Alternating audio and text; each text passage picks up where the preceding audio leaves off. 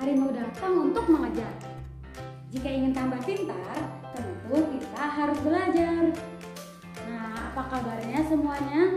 Semoga kita semua sehat selalu ya. Nah, bertemu lagi bersama Bu Yuni di pelajaran Bahasa Indonesia. Nah, sekarang Ibu membawa 2 kemasan minuman instan. Ya, ini minumannya. Ini bukan promosi ya, tapi ini adalah salah satu bahan mengenai pelajaran kita pada hari ini. Nah, apa hubungannya pelajaran bahasa Indonesia dengan kemasan minuman instan? Coba kalian perhatikan di belakang bungkus minuman instan ini ada tata cara penyajian ya. Minuman ini bisa disajikan dengan air hangat atau minuman hangat, bisa juga disajikan sebagai minuman dingin. Tapi tentu Ibu yakin kalian lebih akrab dengan seduhan dingin ya, yang biasa kalian beli di kantin-kantin di sekolah. Nah, lalu apa sih hubungannya? Nah, di sini ada tata cara ya. Jadi kita akan membahas mengenai tata cara untuk melakukan sesuatu. Berbicara tata cara, maka kita berbicara prosedur. Betul, kita berbicara prosedur. Jadi pada hari ini kita akan belajar tentang teks prosedur. Mari kita mulai dari sekarang. Kita mulai dari pengertian teks prosedur. Apa sih teks prosedur itu? Tentu kita semua sering mendengar kata prosedur. Ya. Nah, prosedur merupakan suatu rangkaian atau alur untuk melakukan suatu hal. Nah, jadi teks prosedur merupakan suatu teks yang berisi penjelasan-penjelasan tertentu untuk melakukan suatu hal dengan serinci-rincinya. Nah, teks prosedur tidak hanya terpaku pada bagaimana untuk menggunakan suatu alat saja seperti untuk menggunakan komputer, untuk menggunakan mesin cuci, tapi teks prosedur juga meliputi tentang bagaimana caranya kita melakukan kegiatan keseharian tertentu. Misal bagaimana caranya untuk bisa berpidato di depan umum agar tidak grogi, bagaimana caranya kita bisa menulis cerpen dan hal-hal lainnya. Nah, tapi yang paling sering kita jumpai teks prosedur itu prosedur untuk memasak suatu makanan ya. Itu paling banyak kita jumpai ya, baik di majalah ataupun di artikel-artikel online. Nah, jadi selanjutnya ada tujuan teks prosedur. Apa sih tujuan teks prosedur? Jelas ya, tujuan dari teks prosedur adalah agar memudahkan pembaca atau orang lain untuk melakukan suatu hal dengan tepat dan benar melalui teks prosedur.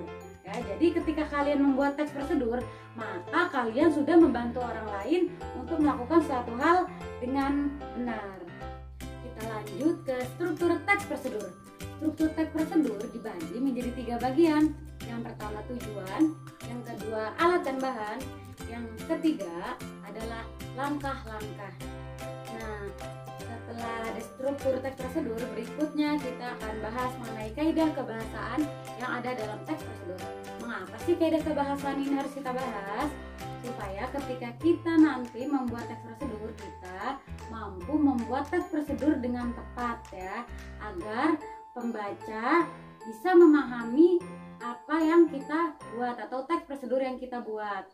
Nah, yang pertama, teks prosedur mengandung kata kerja imperatif ya, biasanya mempunyai kalimat-kalimat perintah ataupun larangan seperti angkatlah, jemurlah, jangan dibuka dan yang lainnya ya. Pokoknya yang berupa perintah dan keharusan ya. Hal yang menjadi inti utama adalah atau ciri utama dalam teks prosedur. Teks prosedur itu mempunyai banyak kata atau kalimat perintah. Nah, kemudian dalam teks prosedur juga mempunyai kata kerja temporal. Apa itu kata kerja temporal? Kata kerja temporal adalah kata kerja yang menunjukkan waktu, waktu ya, seperti misal setelah itu, kemudian, sebelum itu. Selanjutnya ada kata urutan ya. Kata urutan ini digunakan untuk menunjukkan urutan untuk melakukan langkah-langkah dan teks prosedur. Nah, contohnya ada pertama, kedua, ketiga, keempat, terakhir, dan sebagainya ya. Lalu yang terakhir ada kata keterangan ya. Jadi dalam teks prosedur selalu menyertakan kata keterangan seperti cepat, perlahan-lahan, dengan halus, dengan kuat. Nah, itu adalah kaidah kebahasaan yang ada dalam teks prosedur.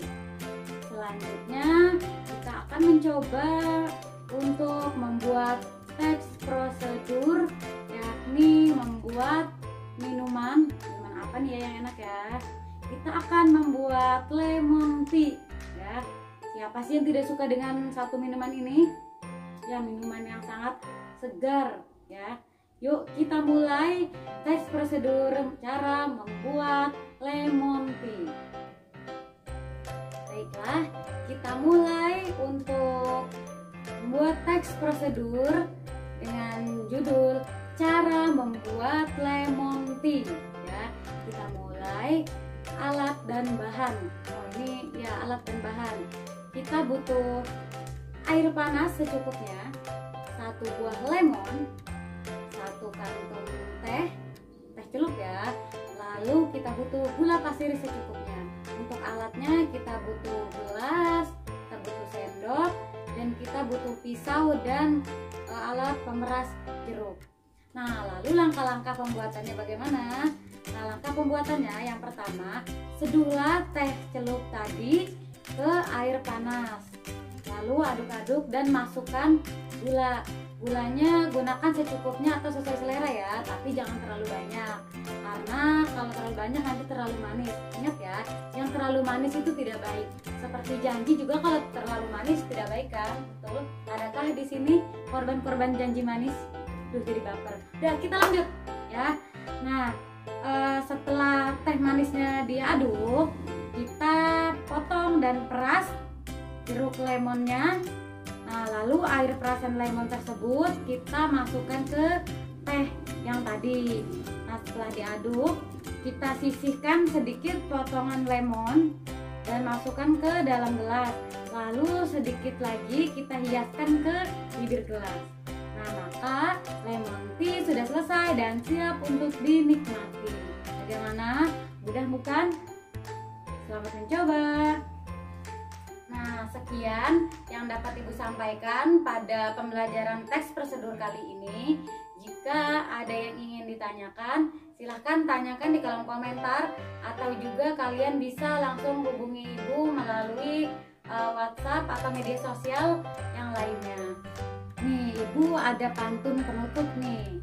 Ada kemumu di dalam semak, lari terbang mendengar babat. Terima kasih sudah menyimak. Semoga bisa memberi manfaat. Ada satu lagi nih. Berbaris salat namanya saf. Maghrib tiba, matahari terbenam. Bila ada salah, kuharapkan maaf. Akhir kata, ucapkan salam. Assalamualaikum warahmatullahi wabarakatuh.